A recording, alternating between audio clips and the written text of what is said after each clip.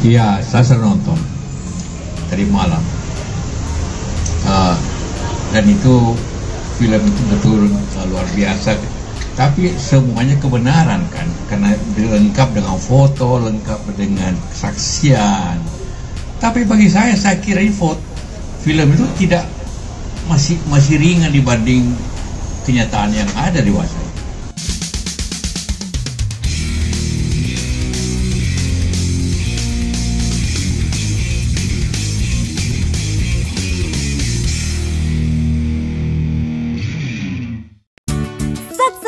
Sikat korupsi.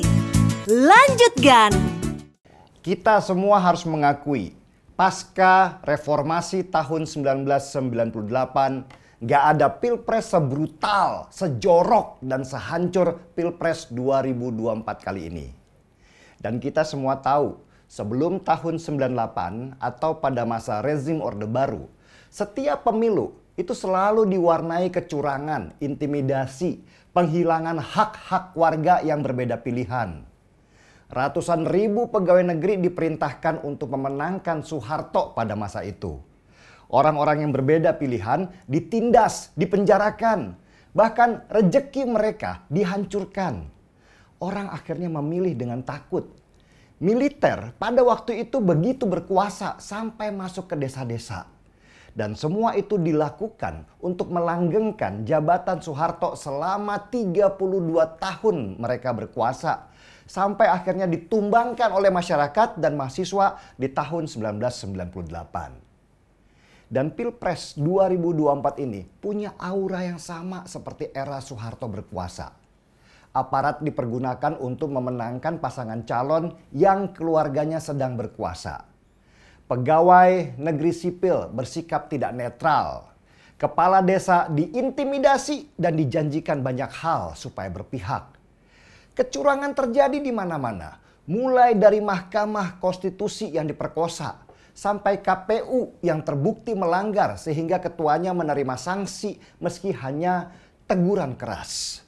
Survei-survei dibangun untuk memenangkan satu paslon dengan satu putaran. Meski di lapangan secara faktual, paslon itu juga tidak mungkin akan berhasil dengan propaganda satu putaran. Hampir seluruh kampus mulai bicara ketika melihat pilpres ini, penguasa jorok sekali mainnya. Guru-guru besar berteriak keras ke telinga tuli para pejabat dan penguasa. Mahasiswa turun ke jalan meski masih sporadis dan belum membesar. Tetapi semua ini berpotensi menjadi kekacauan besar. Persis seperti yang sudah saya peringatkan kepada Jokowi dulu ketika dia masih terlihat samar-samar memaksakan anaknya Gibran menjadi calon wakil presiden. Dan kekacauan besar itu nanti akan berpusat di keputusan akhir pilpres yang ada di meja Mahkamah Konstitusi. Coba, siapa yang percaya pada Mahkamah Konstitusi sekarang ini? Mahkamah Konstitusi sudah terbukti terlibat di dalam kerusakan konstitusi itu sendiri. Ketidakpercayaan itu akan menimbulkan gelombang protes besar ketika Mahkamah Konstitusi menjatuhkan pilihan mereka. Dan ketidakpercayaan pada hukum dan alat negara sekarang ini akan makin membesar dan meluas dan mengakibatkan kerusakan-kerusakan. Sebuah film yang disebarkan secara gratis di kanal YouTube berjudul Dirty Vote belum sehari saja sudah ditonton oleh 3 juta orang. Film ini disebarkan di media sosial, di grup-grup WhatsApp karena terindikasi akan dihadang oleh penguasa. Film Dirty Vote ini dibuat oleh para dosen dan ahli hukum tata negara yang menggambarkan praktek-praktek kecurangan yang terjadi yang ternyata sudah didesain sejak lama oleh para penguasa. Ketika menonton film ini, hati rasanya marah. Sekotor dan sejorok inikah penguasa dalam memainkan perangkat hukum kita? Sepertinya presiden kita, Joko Widodo, yang pernah kita bela mati-matian selama 2 periode. Jadi tidak malu-malu lagi melakukan segala cara supaya anaknya menang pilpres. Sekarang apapun yang Jokowi umumkan, orang akan berpikir sebaliknya. Ketika dia bicara netral, orang akan berpikir bahwa itulah tandanya dia tidak netral. Coba Bagaimana negara bisa bertahan dengan tingkat kepercayaan pada presidennya serendah ini? Pada titik ini, berkembanglah salam 4 jari.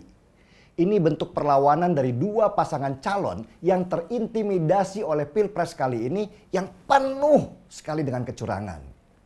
Perlawanan ini sudah bukan lagi perkara Pilpres, tetapi sudah menjadi perlawanan rakyat ketika unsur-unsur masyarakat yang non-partai sudah bergerak seperti di kampus, para dosen dan guru besar, para budayawan juga bersuara keras.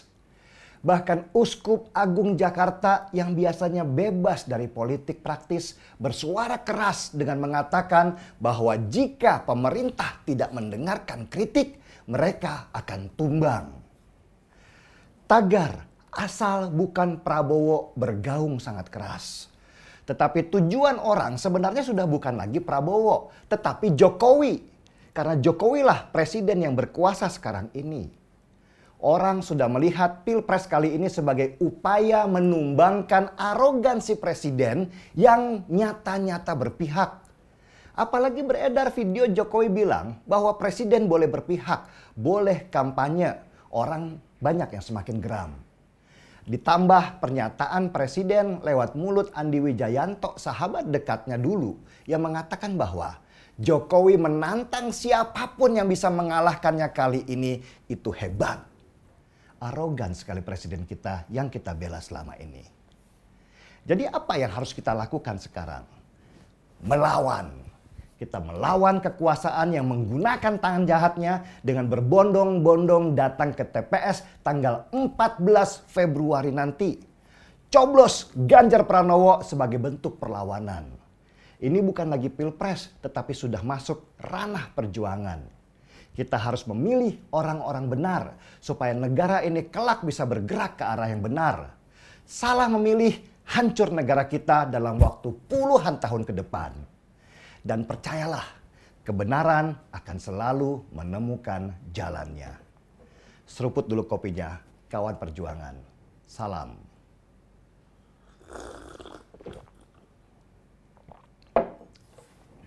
Gaspol.